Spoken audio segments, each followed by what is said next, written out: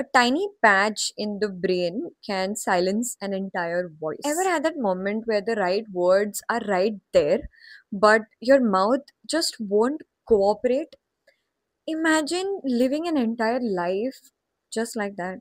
Hi, I'm Rituja, I'm a neuropsychologist, and today we're going to be talking about Tan, the man who could only speak one word. In the 1800s, there was this man named Louis Victor Le Bon, and he only spoke with the word tan.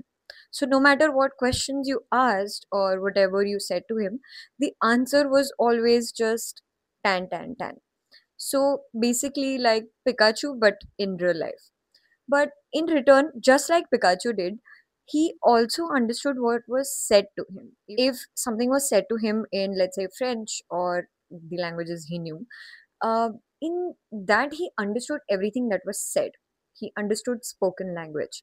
But when there was a reply, he only could reply with tan, tan, tan. So this was first captured when Louis was 30 years old. He went to a hospital near Paris, and that is where doctors started to study him. So it did not happen all of a sudden. When Louis was 20 years old, he slowly started to lose his speech.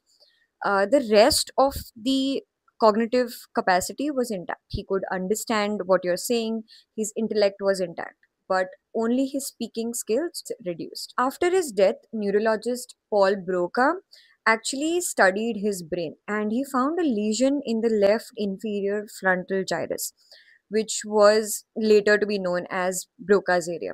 And this area is primarily responsible for speech production, while the comprehension stays intact. Now, Tan's case is actually where we understood that different brain areas are actually responsible for different functions. Tan's story helps us understand how a tiny patch in the brain can silence an entire voice. Brain literally hides these stories in every fold. Follow Psych Files to actually understand all of these real stories that helped us understand our mind even better.